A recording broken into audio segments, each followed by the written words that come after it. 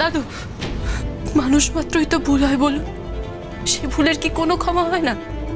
ভুল করলে তাকে এক ঘরে করে দিতে হয়, সংসার আলাদা করে দিতে হয়। আপনি দয়া করে কাকুমণিকে ক্ষমা করে সবাইকে আবার আপন করে নিন দাদু। আমি এই সংসারটা কিছুতেই ভাঙতে দিতে পারবো না, কিছুতেই না। এত বড় বড় কথা বলার তুমি কে?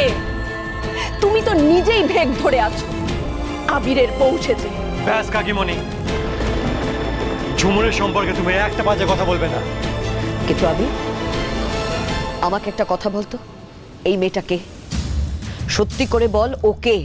যে মেয়েটা অনায়াসে বলে দিতে পারে যে দলিলটা কাকুমণির কাছে ছিল, যার মাথায় কথাটা আসতে পারে, সে আর কে হতে পারে মা? তোমরা এখনো বুঝতে পারলে না? কি বোঝার কথা বলছো তুমি? হ্যাঁ, কি আমি বোঝাতে চাইছি সেটা এবার আমি বোঝাচ্ছি। উনি হলেন ঝুমুরের বাবা, আর উনি সবার সামনে সবটা জানাবেন আজ। ঝুমুরকে, ঝুমুরের আসল পরিচয় কি, এত সহজে ঝুমুর কি করে সবটা বলে দিতে পারে?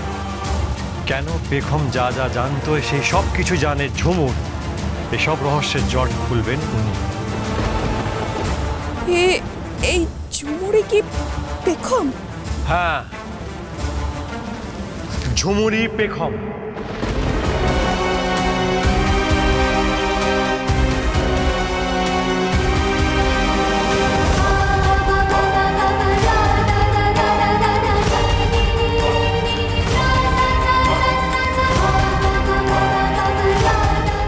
আমার পেখম।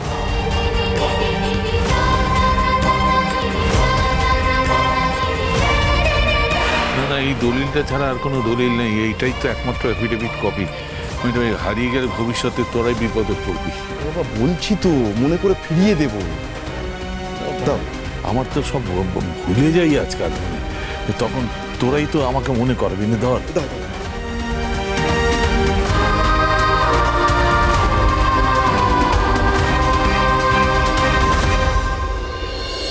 এই দলিল চুরি করার মতো কাজটা তুমি করবে বাবা, এটা আমি এক্সপেক্ট করিনি।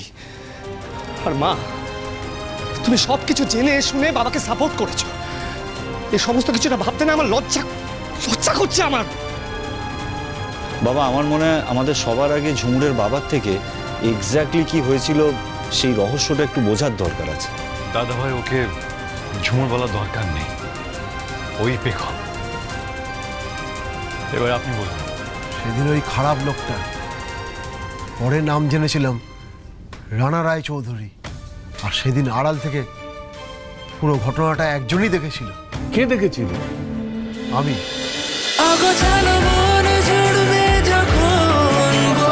চলো চলো চলো চলো চলো পাল্টাই।